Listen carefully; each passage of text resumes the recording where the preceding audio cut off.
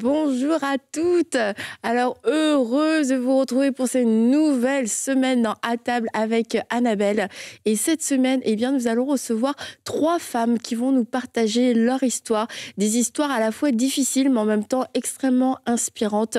Elles ont connu la guerre, elles ont connu la violence, la précarité, les drogues, les addictions, etc. Toutes sortes de choses difficiles dans un parcours de vie et quelquefois dès leur plus jeune âge. Mais toutes les 3 ont un dénominateur commun. Elles se sont accrochées à Dieu et elles ont vu comment Dieu a été fidèle dans leur vie, comment Dieu a su leur donner du succès là où pourtant beaucoup de gens auraient pu dire il n'y a pas d'espoir pour cette vie, où leur vie va être très compliquée. Mais notre Dieu réécrit les histoires et notre Dieu a des projets de bonheur. Et il en a aussi pour vous. Alors peut-être que vous avez eu un mauvais départ dans la vie, peut-être que vous vous dites mais moi la chance n'a pas été de mon côté. Alors je vous encourage à nous suivre toute la semaine, lundi, mercredi et vendredi, pour entendre ces témoignages marquants, ces témoignages aussi qui, je crois, vont fortifier votre foi et que vous aussi, eh bien, vous allez saisir la main de Dieu et que vous allez saisir cette vague de foi qui, je crois, va être transmise à travers tous ces témoignages pour vous dire mais moi aussi je peux me relever, moi aussi je peux vivre cette vie même si ça a mal commencé. Alors aujourd'hui, on va commencer ce début de semaine avec une femme, une très belle femme, vous allez le voir, qui est très heureuse d'être avec nous, Aurélie, n'est-ce pas? Oui. Oui, elle est très heureuse. Trop belle et très heureuse. Oh, un petit peu peur d'être avec nous. Et je vous présente Jeanne. Merci beaucoup. Bonjour Jeanne. Bonjour Annabelle. Bonjour Aurélie. Bonjour, Jeanne. Alors, on est heureuse que tu sois là, Jeanne, pour nous partager un bout de ton parcours. Et, merci beaucoup pour l'accueil. C'est vraiment un honneur pour moi d'être là. Je suis honorée en fait et très heureuse d'être en votre compagnie. En plus, Jeanne, tu nous suis depuis longtemps. Hein. Tu suis les émissions EMCI TV depuis pas mal de temps. Je me souviens, on s'était rencontrés il y a pas mal de temps. Et puis, tu nous disais à quel point les émissions t'avaient béni. Eh bien, tu n'es pas la seule. Non, vous bénissez beaucoup, beaucoup de personnes. Et vraiment, je suis reconnaissante d'être là parce que vous avez fait partie de ma vie depuis le commencement de EMCI. Je vous suis et je suis bénie au travers de toutes les émissions et vraiment c'est une grâce pour moi que d'être là. Merci pour tout le travail que vous faites, c'est extraordinaire, ça touche des vies. Et donc, on dirait que j'ai forcé le compliment. Là, je voulais te dire que tu n'es pas la seule parce que je voulais vous partager aussi un témoignage, Aurélie et Jeanne, et vous tous qui nous suivez, d'une femme qui s'appelle Sarah et qui a été guérie au cours de l'un de nos programmes. Il y a eu un temps où des paroles ont été relâchées. Elle a été guérie d'une scoliose et elle a senti dans son dos une chaleur et puis elle a senti son dos se redresser. Elle a été entièrement guérie. Amen. Et on dit merci Seigneur pour ce genre de guérison surnaturelle parce que c'est des choses qui sont douloureuses dans le corps et puis qui pénalisent le quotidien, etc.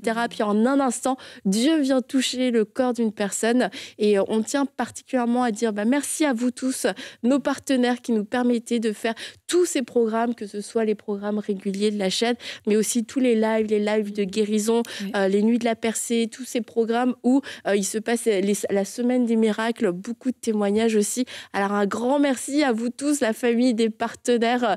Nous vous aimons et nous vous remercions de participer avec nous dans cette grande aventure. Et vous avez béni Jeanne, donc voilà, on peut mettre un visage sur une personne qui a été bénie depuis plusieurs années par les émissions. Oui, je peux témoigner vraiment, vous êtes une bénédiction pour la francophonie et même au-delà en fait. Et le Seigneur continuera à faire de belles choses avec EMCI, je le pense. Et voilà, continuez tout ce que vous faites. Amen.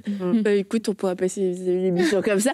Mais ceci dit, Jeanne, tu es venue nous raconter donc un bout de ton parcours. Oui. Parce que tu as une enfance assez atypique. Et on va le découvrir. Une enfance atypique qui a été marquée par la guerre et qui a occasionné du coup des déplacements, qui a occasionné beaucoup de déplacements aussi. Et donc, tu vas nous raconter ça. Oui, donc je suis née au Rwanda, dans une fratrie de 3. Donc j'ai un grand frère et un petit frère. Mais juste avant de raconter comment ça s'est passé pendant la guerre, j'aimerais mettre un petit contexte familial. Donc mes parents, quand ils se sont mariés, ils ont fait un voyage et vous connaissez le Rwanda. En fait, le Rwanda, c'est le pays des 1000 collines. Il y a beaucoup de collines. Et donc, mes parents, ils ont fait un voyage en autobus. Et dans cet autobus, malheureusement, il y a eu un accident mortel. Ce qui fait que l'autobus est vraiment tombé dans le ravin. Et à ce moment-là, il y a beaucoup de gens qui décèdent. Mon papa, il est touché gravement. Ma maman, elle s'en sort indemne. Touché physiquement? Physiquement, okay, au niveau de la colonne vertébrale et de la moelle épinière. Il est opéré, mais les médecins lui disent « vous ne pourrez plus marcher, vous ne pouvez pas avoir d'enfant ».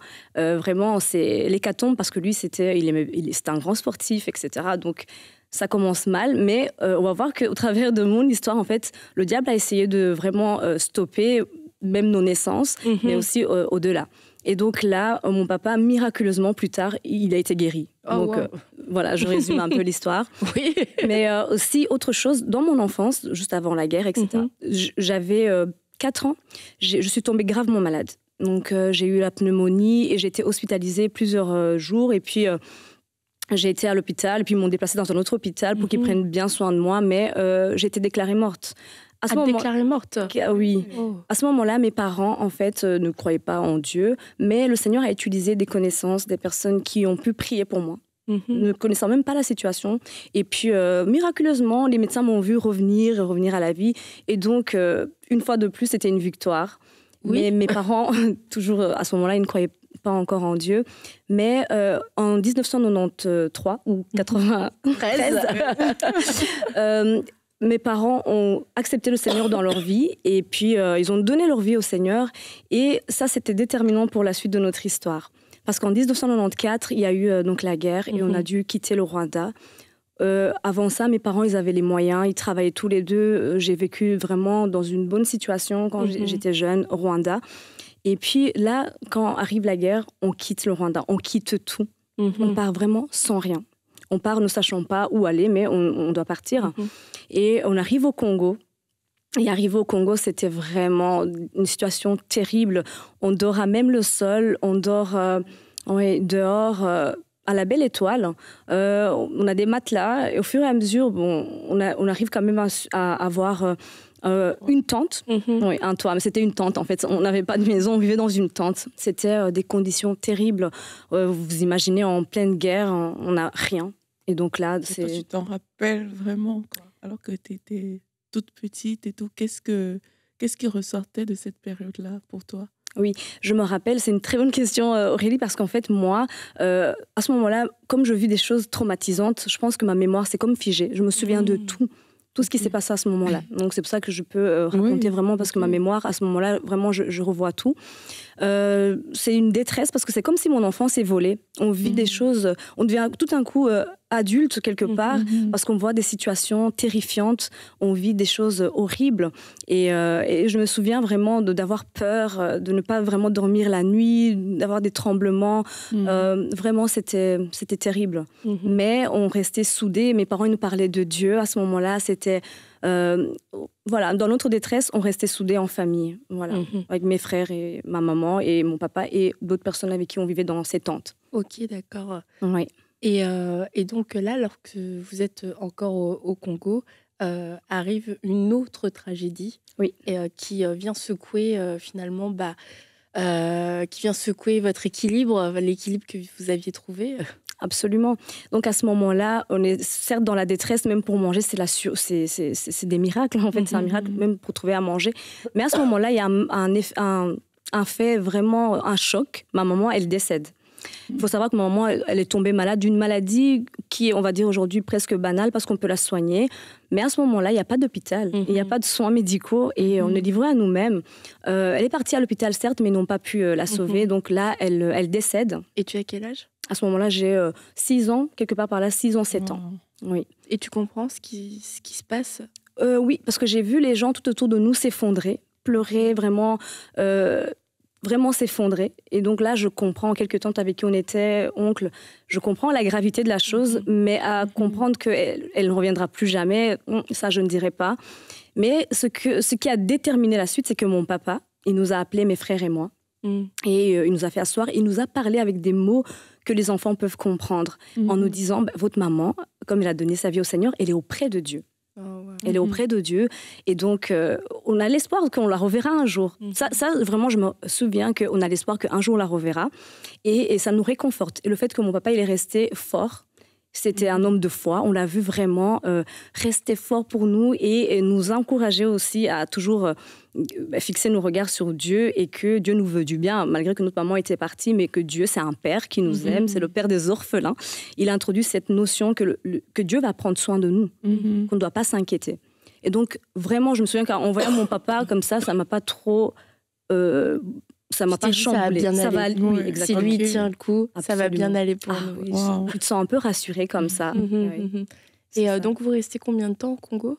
On reste là 1 an et demi. On n'est pas scolarisé, on est livré à nous-mêmes, toujours dans ces conditions terribles. Et puis, à un moment donné, on reçoit une aide d'une missionnaire, vraiment, qui nous a aidés. On a pu quitter le Congo pour aller au Kenya. Au Kenya. Voilà.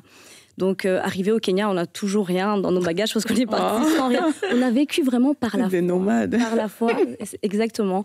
On ne savait pas où aller. On n'avait pas quelqu'un qui nous attendait de l'autre côté, en fait, de l'aéroport. Mais du coup, quand tu dis on n'avait rien et personne ne nous attendait, tu arrives au Kenya. Oui, avec un petit bagage. Et là, il y a 2-3 vêtements. Tu es livré à toi-même. Absolument. Tu ne sais pas où tu vas, tu n'as pas d'adresse, tu es dans un nouveau pays. Exactement.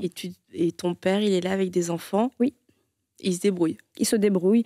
Il y a 2-3 personnes qui entrent en contact avec lui, avec qui il a parlé, qui ont su nous recueillir chez eux. Donc, on a vécu comme ça. Et puis, plus tard, il fallait quand même quitter et trouver une maison, trouver un endroit pour vivre. Et je me rappelle qu'au Kenya, vraiment, c'est le pays de la survie. Parce qu'on a vécu dans des conditions quand même terribles. La première maison qu'on avait eue, c'était une maison en terre. Et qui dit maison de terre dit les fourmis.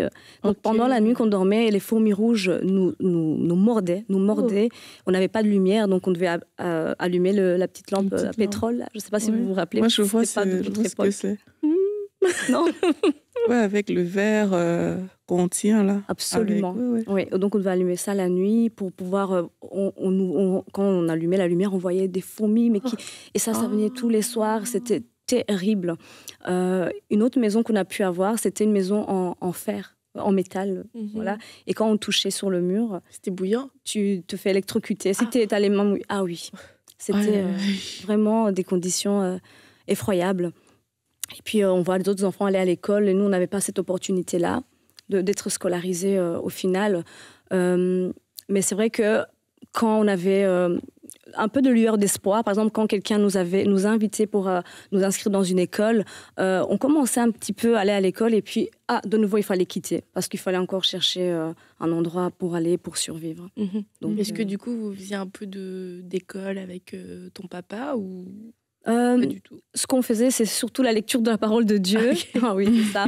Et vraiment appris à lire, à écrire avec la parole de Dieu, du coup. Oui, et surtout à lire, mais je dirais pas que je lisais vraiment correctement, parce que là, j'ai appris vraiment quand on est arrivé plus tard en Europe. Ok, d'accord. Oui. Wow. On est resté plus ou moins 4-5 ans sans vraiment de scolarité. Et là, ça ressemblait un peu à quoi vos journées, à toi et tes frères et ton père, sachant que vous n'allez pas à l'école, vous ne faites pas partie de la société avec des papiers, des machins, etc. Du coup, qu'est-ce que vous faites ? On jouait entre nous, hein. Mes frères et moi, on jouait, on restait entre nous, on jouait. Et puis je me rappelle qu'on chantait beaucoup aussi. Hein. On chantait beaucoup entre nous, comme une petite chorale à 3. Et on était vraiment. Ça nous a soudés, hein, cette histoire-là. Ça nous a vraiment soudés avec mes frères et mon papa, quelques tantes avec qui on était aussi, et un oncle. Et c'était des moments où on passait vraiment à crier à Dieu, finalement, à crier à Dieu et à s'attendre à lui. Est-ce que tu étais consciente de la gravité de la situation ou alors en tant qu'enfant, tu étais juste dans ton monde d'enfant? Je pense que mon papa nous a préservés de certaines réalités, quand même. Parce que je ne dirais pas que j'étais consciente de tout ce qui se passait. Il y a des jours où ils ne savaient pas ce qu'on allait manger le lendemain ou le surlendemain, mais ils ne nous en parlaient pas. Eux, ils essayaient de trouver, d'aller chercher vraiment quelque chose pour nous mettre à table. Mais donc, on a quand même été préservés quelque part. Mais la réalité était là, c'est qu'on vivait dans des conditions terribles. On dormait parfois même le sol, on mettait des vêtements par terre ou seulement des matelas. Et... voilà, donc j'étais quand même consciente de ce que je voyais, mais il y a certaines réalités non plus que je n'étais pas consciente parce que notre papa nous a quand même préservés quelque part. Et quand vous étiez dans, par exemple, la maison où il y avait plein de fourmis, oui. Est-ce que vous étiez reconnaissant d'avoir un toit? Ah oui, parce que c'est ça aussi, c'est qu'on devait toujours remercier Dieu pour tout ce qu'on avait. Je n'ai jamais vu mon papa se plaindre. Jamais. Wow. C'était une figure vraiment, de foi, vraiment. Et je ne l'ai jamais vu se plaindre. Toujours aussi et chercher à aider les autres. C'est ça que voilà. Quand il voyait quelqu'un dans le besoin aussi, alors que nous, on dirait qu'on était vraiment... au pire du pire, mais lui, il voyait quelqu'un qui était encore dans la nécessité et il faisait tout pour l'aider. Et donc, c'était ça notre vie. Ok. Et est-ce que tu penses à ta maman à ce moment-là, pendant que les années passent et avancent? Bien sûr. Chose qui m'a vraiment marquée quand on est arrivé au Kenya, c'est que quand on est parti dans la famille qui nous a recueillis, la maman, elle m'avait fait un petit paquet, un petit cadeau. Et donc, j'ouvre, là, c'était des vêtements. Waouh! Et là, je me dis, mais elle pense à moi. Elle a vraiment pris soin de me donner ça. Et là, je me dis, waouh, c'est ça une mère, en fait. Parce que pour moi, j'avais plus cette notion-là et ça m'a vraiment touchée. Et c'est là où tu sens que l'absence de ta maman, elle se fait sentir. Donc oui, il y a des moments comme ça où j'ai vraiment senti l'absence de ma maman. Okay. Ouais. Et après, vous restez combien de temps au Kenya? 1 an aussi, ou 1 an et demi, quelque chose comme ça. Et là, après, vous partez encore une nouvelle fois? Oui, bien sûr. On a souvent voyagé oui, en cherchant la stabilité économique et politique. Donc, on a quitté pour aller dans un pays qui s'appelle le Swaziland. Le Swaziland, c'est un pays qui est méconnu. Il s'appelle maintenant, il a changé de nom, c'est Eswatini. C'est un petit pays en Afrique du Sud. Et donc là, autant que le Kenya, c'était notre survie, maintenant au Swaziland, c'était le désert. Je dirais le désert, comme le peuple d'Israël qui était dans le désert et que Dieu faisait des miracles au jour le jour et qu'ils ont survécu par la grâce de Dieu. Le Swaziland, pour nous, c'est notre désert, en fait. D'un côté, il y a vraiment la souffrance terrible, mais de l'autre côté, il y a la main de Dieu. On a vécu des miracles incroyables. On arrive dans ce pays, on ne parle pas la langue. Le peu d'anglais qu'on pouvait parler, enfin que mon papa il pouvait parler, il n'y a pas beaucoup de gens qui le comprennent. Donc, on arrive dans ce pays où on est livré à nous-mêmes. On est presque... Encore une fois, vous arrivez dans un pays... Livré à vous-même. Livré à nous-mêmes. Okay. Et donc là, c'était la survie parce qu'on n'avait même pas les moyens pour acheter à manger. Donc là, c'était la famine, en fait. Et là, tu as grandi aussi quand même. Là, tu as quel âge? Oui, là, j'ai 8 ans. Parce que là, on est resté encore peut-être 1 an. Oui, je suis encore petite. Et j'ai un frère qui a 1 an de moins et un frère qui a 1 an de plus à ce moment-là. Oui, on est vraiment... Ah, donc vous êtes vraiment tous très jeunes, en fait, absolument. À ce moment-là. Ah, oui. Ok. Oui. Moi, je sais pas, je pensais que ton frère peut-être était plus âgé. Non, on a 1 an, mon grand frère et puis mon petit frère, 1 an et demi. Il y avait d'autres enfants avec vous aussi? Non. Ok, vous étiez les seuls enfants. Oui. Les 3 mousquetaires. Oui, c'est ça. Oui, mais après, quand on était dans des familles, c'est sûr qu'on voyait d'autres enfants, etc. Mais nous, on était vraiment entre nous. Et donc, au Swaziland, c'est petite anecdote, on priait pour vraiment avoir à manger. Et puis, on était dans un petit motel. L'argent pour subvenir à ces besoins-là, pour avoir un toit, c'est les missionnaires. Il y a eu 2 missionnaires qui nous ont aidés, essentiellement qui nous ont aidés. Une qui était en Angleterre et une qui était en Belgique. Et vraiment, le Seigneur est bon parce que les personnes qui aident, qui appliquent la parole de Dieu pour aider l'orphelin, le veuf, Dieu les bénit. Et ces personnes-là, vraiment, ont semé dans notre vie quelque chose qui a fait que plus tard, nous aussi, on a eu envie d'aider des personnes. Et c'était incroyable. Donc, ces gens-là, ils nous ont aidés à trouver un petit motel. On était dans ce petit motel-là et on avait vraiment faim. Donc, pour manger, pour boire, on devait se débrouiller. Et donc là, je me rappelle, on prenait des verres, on allait prendre l'eau du robinet dans la baignoire pour pouvoir boire de l'eau chaude. Et la dame qui faisait l'entretien de l'hôtel, elle nous amenait parfois du pain que les gens n'avaient pas consommé et puis on le consommait. Et dans ce motel-là, on était vraiment couverts de plaies, c'était incroyable. À cause du manque d'hygiène Manque d'hygiène, mais en même temps, carence nutritionnelle. On ne mangeait pas. Une autre fois, on mangeait surtout pas équilibré, on n'avait vraiment rien. Et donc là, on avait des plaies sur nous. Je me rappelle que j'arrivais même plus à marcher à un moment donné, tellement qu'on était atteint au niveau physique. Et c'était terrible à ce moment-là. Mais on était aussi surinfectés. Mais Dieu nous a guéris miraculeusement. On avait besoin de soins médicaux, mais sans médecin, sans personne. Dieu nous a guéris miraculeusement. Il a envoyé des personnes pendant qu'on priait pour avoir à manger. Les gens, ils viennent toquer. Voilà, on vous apporte à manger. Le gérant du motel, il a eu pitié de nous. Et mon papa, il dit, donne ça à tes enfants. Dieu nous a vraiment soutenus. C'est vraiment le père des orphelins. Là, on l'a vécu. C'est incroyable, l'amour de Dieu. Et ça a duré combien de temps, cette période-là? Vous avez vécu comme ça? Ça a duré plusieurs mois.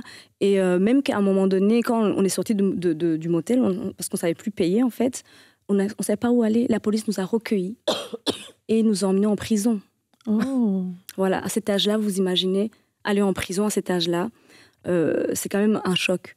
Et donc là, mais je me rappelle une fois de plus dans cette situation très compliquée et très qui est anormale, je vois mon papa en train d'évangéliser dans cette prison, qui est dans des conditions mais terribles. On dormait à même le sol, il y avait un petit banc pour s'asseoir, mais c'était terrible. Et là, on avait faim en plus, on n'avait rien à manger dans cette prison.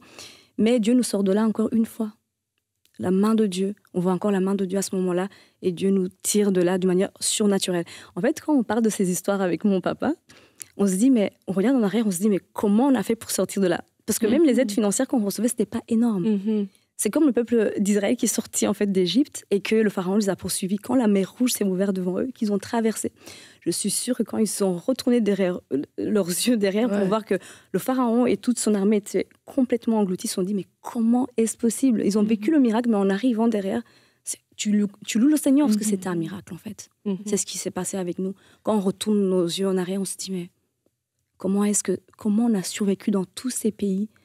Mais c'est la main de Dieu en fait. Il nous a porté. Et là, avec du recul, est-ce que ton père, après, t'a dit comment lui, peut-être, il a vécu les choses quand il vous voyait avoir faim, il vous voyait avec ses plaies, partir en prison, etc. Est-ce qu'il t'a raconté depuis? Oui, parce qu'on lui demandait, mais comment est-ce que tu as pu tenir? Il a dit lui-même, il ne sait pas, c'est Dieu. Parce que quand ma maman est décédée, personne n'aurait parié sur nous, parce que mon papa, à ce moment-là, il boitait encore, avec 3 enfants. Il a été guéri pendant... Quand on est arrivé en Europe, c'est vraiment là où parce que là, pendant tout ce moment-là, il était en béquille. Kenya et Swaziland, il est en béquille. Absolument. Incroyable.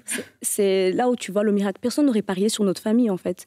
Ils attendaient qu'après la mort de ma maman, on allait tous mourir l'un après l'autre, en fait. Mais miraculeusement, le Seigneur a été avec nous et il avait un plan pour nous. Et ton père? Si, Seigneur. Ah oui, tu as dit pour lui, c'est le Seigneur. Et toi, et ses émotions à ce moment-là, je sais pas. Oui, ces émotions à ce moment-là, il ne nous les a pas trop communiquées. Mais ce que vraiment ce que je loue et que je remercie Dieu, c'est que mon papa était toujours comme un ami pour nous, en fait. Il s'est assis avec nous. On l'a vu être un modèle. Parce que c'est bien de dire aux enfants, voilà, il faut croire en Dieu, etc. Mais il a été un modèle pour nous. On a vu comment il s'est comporté. Certes, peut-être qu'il avait des émotions qu'il ne nous a pas montrées. Oui, c'est sûr qu'il avait une souffrance. Tu perds toute ta femme, tu perds tout, tu perds ton travail, tu quittes ton pays avec une petite valise, alors que tu avais les moyens. Tu arrives, tu es en train d'errer, tu ne vois pas le bout. Mais il avait confiance. Et puis surtout, il avait aussi reçu des promesses de Dieu. C'est sur ça qu'il s'appuyait. Parce qu'effectivement, Dieu lui disait, tu peux quitter ce pays pour aller dans un autre pays. C'est ça. Okay. Il nous a vraiment dit ça, qu'il avait des promesses et Dieu lui avait montré où il voulait l'emmener. Et est-ce que toi et tes frères, est-ce que vous gardez des souvenirs heureux de ces années? Complètement. Absolument. C'est comme quelque chose qui est doux, mais en même temps amer, c'est ça. Parce que à ce moment-là, parfois on avait aussi des petits jeux entre nous, on rigolait entre nous. On avait des petites anecdotes entre frères et sœurs. Et c'est vrai qu'on se souvient, tout ça, parfois on rigole parce que voilà, on a vécu des choses quand même terribles. On se dit, tu te rappelles qu'on était à l'hôtel, au petit motel, et que telle personne est venue. C'était vraiment... On rêvait parfois qu'on avait un frigo. On se souvient qu'on mangeait du poulet. On rêvait des choses vraiment... On se disait qu'on avait une télé ou quoi. On rêvait des choses... Wow. Et puis, on se souvient, on rigole vraiment de cette époque-là. Mais en même temps, c'est une époque qui nous a appris à prier. On a vraiment appris à prier, à dépendre de Dieu. On a développé notre foi à ce moment-là. Et ça, c'est inestimable. Il n'y a pas eu des moments, même c'est vrai que tu étais jeune, mais il n'y a pas eu des moments où tu as douté de Dieu? Douter de Dieu, c'est... au moment où j'ai remis peut-être ma foi en question, c'est quand je suis arrivée en Belgique et que je voyais d'autres enfants avec leur papa, leur maman, la fête des mères, etc. Là, oui, le deuil de ma maman faisait un peu surface. Et là, je me suis sentie un peu, voilà, j'ai pas encore totalement fait le deuil. Seigneur, voilà, j'ai besoin de toi parce que là, vers mon adolescence, oui, je me suis vraiment posé des questions. Ça, c'est vrai. Du coup, le passage de cette période-là, vous êtes au Kenya. Oui. Après, c'est quoi? C'est la Belgique? Non, Swaziland. Le Swaziland. Oui. Combien de temps en fait, là-bas? Swaziland, du coup, 1 an et demi. En fait, à chaque fois, on faisait des mois, plusieurs mois. Ok. Oui. Et du Swaziland, qu'est-ce qui se passe, en fait, pour que vous vous retrouviez en Belgique? Donc, il y a une des missionnaires dont je parlais et qui était du coup en Belgique.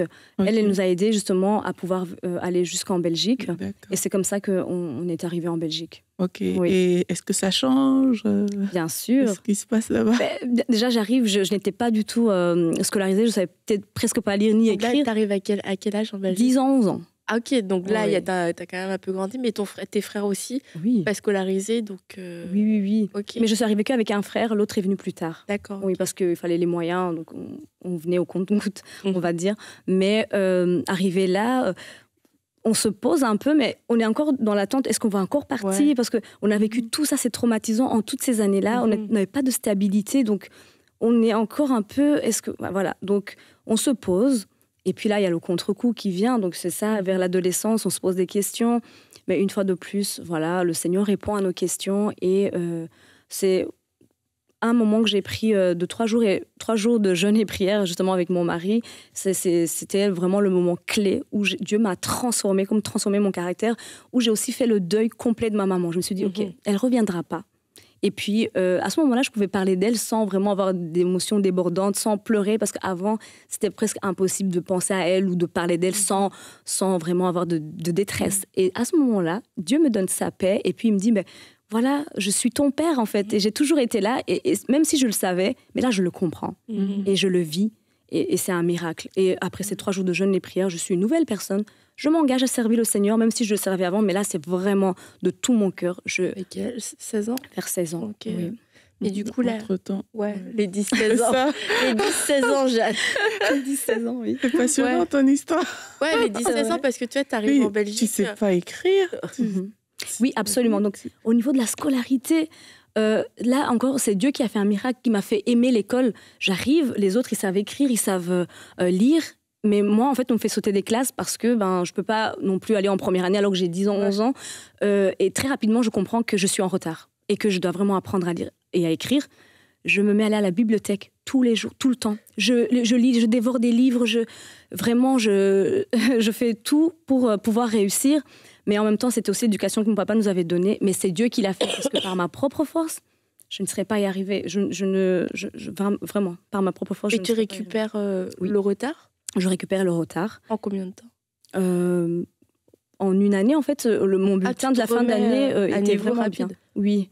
Mais ça, c'est ça aussi les miracles. C'est ce que Dieu fait. Ouais. Donc, toute personne qui a des problèmes de scolarité, même qui a eu des problèmes pour s'intégrer dans l'école, en fait, il y a pas...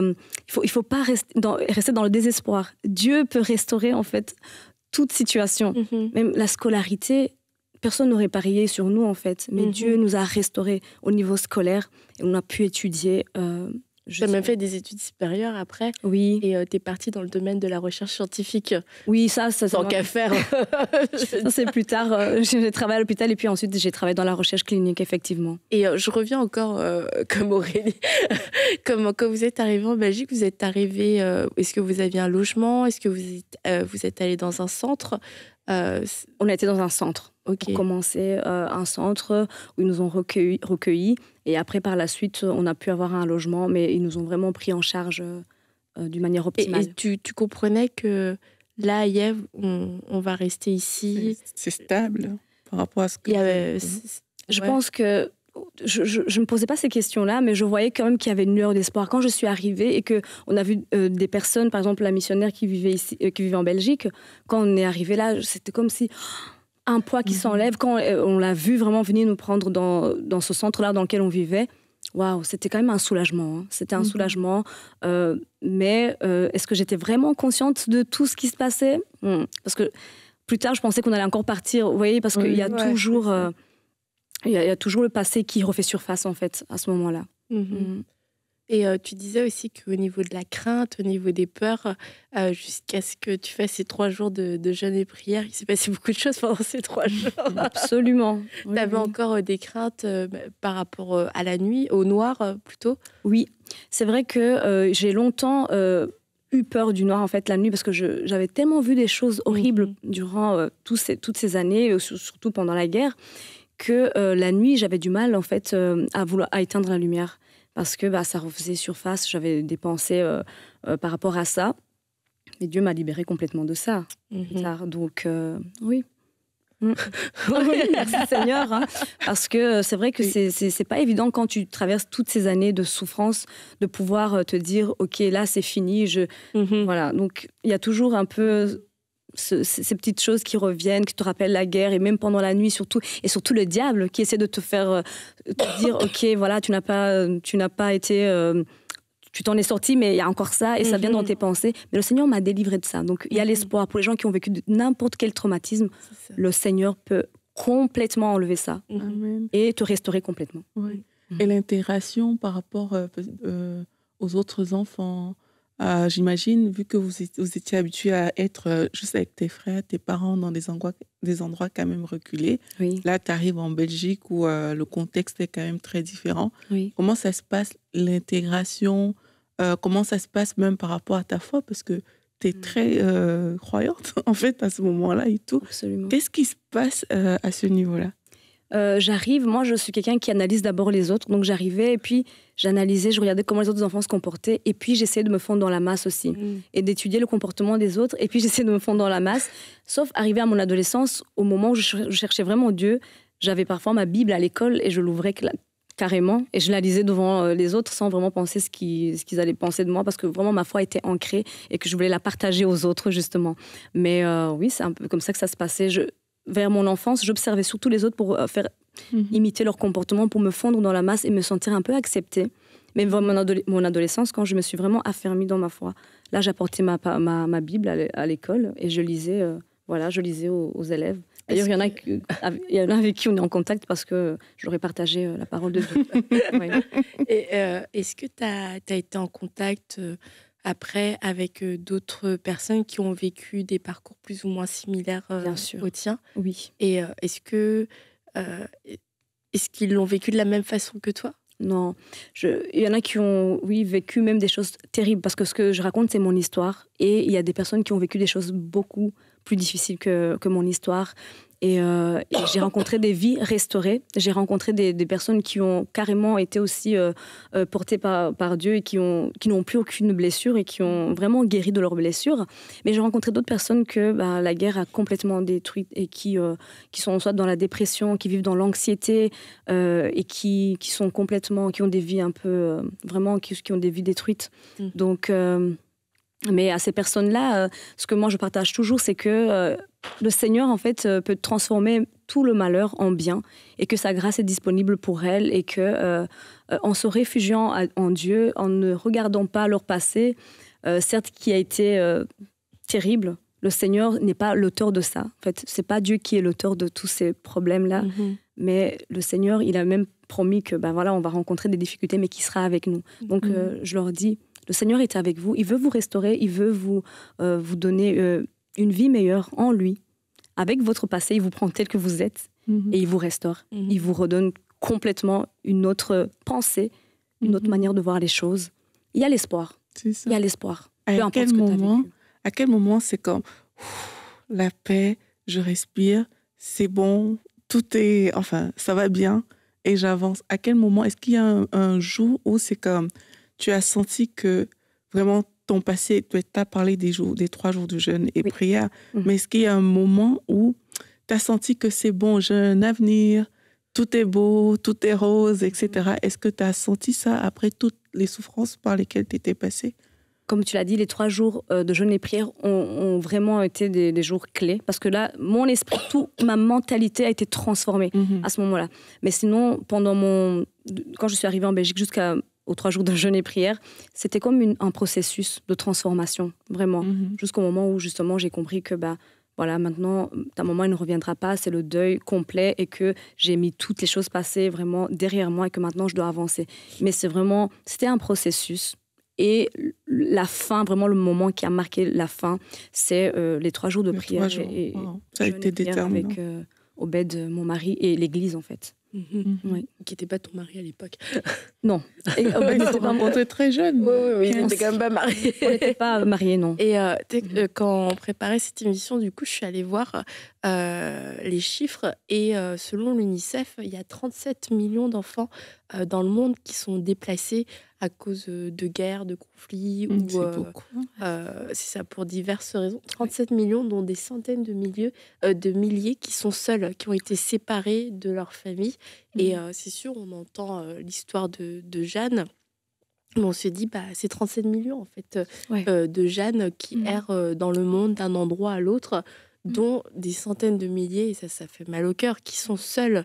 Et c'est sûr que ces enfants qui sont seuls sont déjà au niveau de l'éducation, tu l'as dit, t'es pas scolarisé, mais qui sont aussi des victimes très faciles, des cibles très faciles pour le trafic humain, pour la violence. Au niveau des soins, il n'y a pas de soins. Donc c'est des enfants qui sont non seulement dans la précarité, mais qui sont aussi en danger. Et tu dis, Dieu est le Dieu qui prend soin des orphelins. Absolument. Et en fait, des orphelins, il y en a... Quelquefois, on n'en connaît pas dans notre milieu, mais il y a des centaines de milliers d'enfants, sachez-le, dans le monde qui errent seuls, qui n'ont plus ni père ni mère, ou en tout cas qui en ont été séparés pendant un temps et qui sont livrés à eux-mêmes, pas parce qu'ils ont été délinquants, pas parce qu'ils ont tout abandonné, mais parce qu'ils ont été contraints de quitter un pays pour une raison ou pour une autre. Et je crois que Dieu veut se révéler à eux. Et puis, tu as été bénie, Jeanne, dans tout ce parcours, d'avoir un père qui a été un vrai pilier de foi. Et certains de ces enfants n'ont pas ces piliers, n'ont pas ces repères, mais ça n'empêche que Dieu veut se révéler à eux comme le Dieu, comme leur Dieu et comme leur père aussi. Et puis qu'on puisse penser à eux dans nos prières, que cette émission soit aussi l'occasion d'ouvrir notre cœur à des personnes qui sont chères au cœur de Dieu, en fait. Se rappeler, ils existent. Peut-être que moi, je ne les vois pas dans ma petite ville, mais ils existent, en fait. Ces enfants, ils sont importants pour le cœur de Dieu. Et puis, de laisser notre cœur être touché, notamment dans la prière. Et puis, quand aussi j'entends le travail de ces missionnaires, quelquefois, on peut être un peu... découragé par rapport à l'ampleur et de tous les besoins. Mais tu vois, ce repas que vous avez reçu dans ce motel, c'est comme le repas de la joie, le repas de la bénédiction. Et tu te dis, quelquefois, un repas, qu'est-ce que ça va faire ? En fait, tu sais pas ce que ça déjà, un repas, ça fait du bien, mais ça fait du bien à votre corps, mais ça fait tellement du bien à votre cœur, parce que ce repas-là, c'était la réponse, la réponse du Seigneur dans un moment critique et tragique. Donc, ne minimisons l'effet de ce qu'on peut faire aussi, des services, des bonnes œuvres qu'on peut rendre. Un repas, ça peut changer la vie de quelqu'un. Oui, complètement.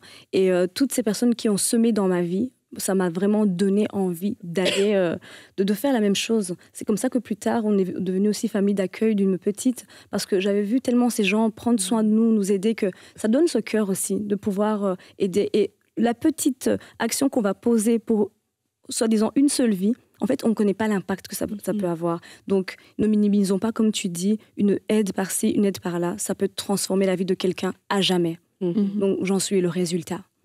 Et j'aimerais aussi, quand j'écoute ton histoire, j'aimerais aussi encourager les personnes qui vivent encore dans le passé à relâcher, en fait. C'est le travail que le Seigneur a produit à l'intérieur de toi, alors que tu es passé par 7 ans de jeûne. Il y a des choses auxquelles on doit renoncer. Et on doit renoncer aussi à des passés parfois douloureux pour accepter l'avenir que le Seigneur a à nous offrir. Et on peut prier pour toutes les personnes, justement. On a parlé de ces enfants et peut-être aussi ces personnes qui ont du mal avec leur passé. On peut s'accorder ensemble et Seigneur, vraiment, merci. Merci Seigneur parce que tu es le Dieu qui restaure, tu es le Dieu qui rétablit, tu es le Dieu qui sait faire du bien, tu es le Dieu qui rachète du temps. Même lorsque les situations semblent compliquées, lorsque ça semble désespéré, tu es là et tu veilles d'une manière ou d'une autre. Et pour cela, nous te disons merci.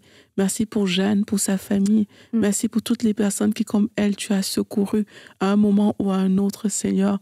Et nous croyons que ta main n'est pas trop courte, ton bras est puissant. Seigneur, merci parce qu'à travers le monde, là où il y a ces enfants qui souffrent, nous croyons que ton regard est posé sur chacun d'eux et que d'une manière ou d'une autre, comme tu l'as fait pour Jeanne, Seigneur, nous prions pour une intervention puissante. Nous prions pour des miracles dans ces vies. Nous prions, Seigneur, afin que tu touches des cœurs. Et Seigneur, je veux prier pour toutes les personnes qui ressentent ce besoin de mission, qui ressentent ce besoin d'aider, ce besoin d'être des sources de bénédiction. Seigneur, je prie afin que ces ministères soient relâchés, que la peur puisse quitter ces personnes, que ces élans que tu as mis dans les cœurs, parce que tu as les yeux sur ces enfants, que ces élans puissent être relâchés, libérés, manifestés au nom de Jésus-Christ. Et je veux prier aussi, Seigneur, pour toutes ces personnes qui, oui, regardent à leur passé et à cause du passé, elles sont dans des prisons encore aujourd'hui. Seigneur, nous prions afin que les corps soient relâchés au nom puissant de Jésus-Christ, que les corps soient relâchés au nom de Jésus-Christ. Oui, Seigneur, nous demandons le renoncement. Et si tu as un problème avec ton passé, tu peux renoncer maintenant. Dis à Jésus, je renonce à ce passé qui m'habite encore, ce passé qui m'empêche de regarder à mon avenir. Oui, Seigneur, alors que les yeux se tournent vers toi, tu es le Dieu qui a porté notre passé à la croix. Oui, Seigneur Jésus-Christ, on plaide ton sang sur ces personnes et on déclare que ces liens du passé sont brisés. Nous déclarons que tu rachètes du temps et nous proclamons un avenir, nous proclamons une espérance dans la vie de toutes ces personnes au nom de Jésus-Christ. Amen. Amen. Merci Jeanne d'être venue partager ton histoire. Et puis écoute, nous saluons ton papa qui est un vrai héros de la foi. Salut papa. Et ton histoire nous a bénis, mais son histoire nous a aussi bénis. Et ça nous rappelle l'importance et le modèle qu'on est en tant que parents pour transmettre la foi, même dans les moments les plus terribles. Eh bien, ça n'empêche pas que avec ton cœur d'enfant, tu aies pu t'accrocher à Jésus. Et c'est vraiment très, très beau. Alors, merci à toi, Jeanne. Merci à vous pour l'invitation. C'était un honneur pour moi d'être là. Et on va se retrouver donc mercredi. Comme je vous l'ai dit, nous aurons encore une autre histoire inspirante. Alors, à mercredi. Bye bye.